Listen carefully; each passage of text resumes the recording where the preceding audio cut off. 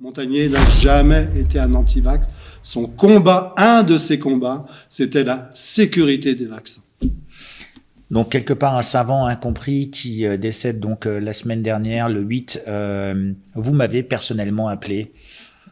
Ouais, j'ai donc été malheureusement associé dès le début à son histoire parce qu'on m'a appelé un matin de bonne heure en me disant dans quel état se trouvait Monsieur Montagnier. Donc j'ai dit qu'il fallait absolument appeler. Il voulait aller chez un collègue et tout, mais non.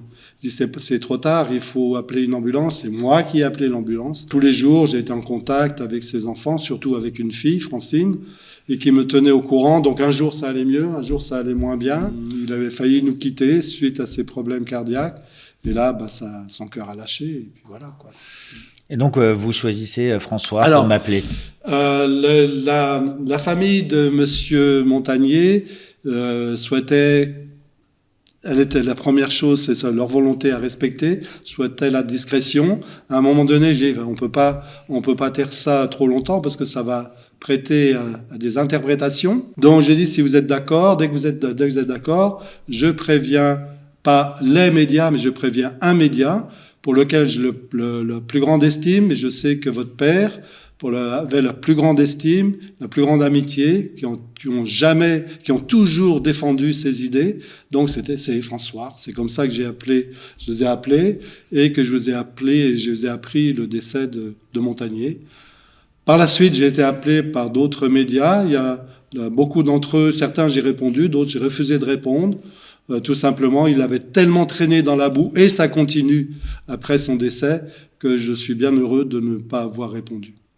30 heures, il a fallu quelques 30 heures pour que certains confirment son décès, nous traînant nous-mêmes dans la boue en disant qu'on racontait fake news et compagnie. Fake news. Mais vous confirmez donc que vous n'avez bien appelé. Et d'ailleurs, je vous en remercie, et d'ailleurs toute l'équipe vous en remercie, puisque ici chez François, on a été un peu choqués de cette annonce et surtout du traitement. Alors je vais reprendre un mot à la mode, dû à notre président. Ça emmerde tellement les autres médias que ce soit vous qui avez été les annonceurs, les lanceurs d'alerte. Ah, ça, je pense que l'histoire finira par lui donner raison. Ça, c'est clair, c'est indiscutable. Je vais dire qu'il faut connaître le parcours de Montagnier, pas l'inventer.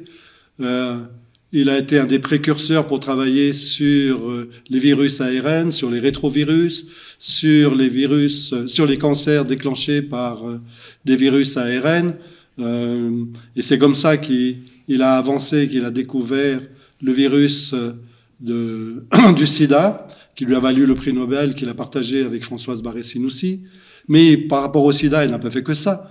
Il a mis en évidence les mécanismes de l'immunodéficience, il a mis au point les techniques qui ont permis de faire le diagnostic par la détection des anticorps, le diagnostic du VIH, donc d'amener à détecter les malades avant qu'ils soient dans un état grave, de les soigner et plus tard de les guérir. Donc ça a été une avancée majeure, parce que je suis désolé, mais le sida, c'est autre chose que le Covid dans l'histoire de l'humanité, et c'est M. Montagnier qui est à l'origine de tout ça. Faut pas l'oublier. Je pense que là, les Français qui nous dirigent ont un peu la mémoire courte. Ce grand homme, toute son activité était tournée vers la recherche, vers la découverte de nouveaux mécanismes de maladies et surtout de mettre au point de nouvelles techniques de soins, etc. Et c'est encore une fois, comme je dis, c'est un esprit innovant. Il acceptait d'aller chercher là où personne n'imaginait mettre les pieds. Je vous rappelle quand même que quand il a découvert le sida, l'implication des ARN était impossible. Ça allait à l'encontre des dogmes médicaux. Et là aussi, quand il a fait ça, il a soulevé des tas de gens contre lui. Et à chaque fois qu'il a émis une hypothèse d'une nouvelle dans la genèse des maladies, à chaque fois, il s'est fait taper dessus. Je ne sais pas pourquoi.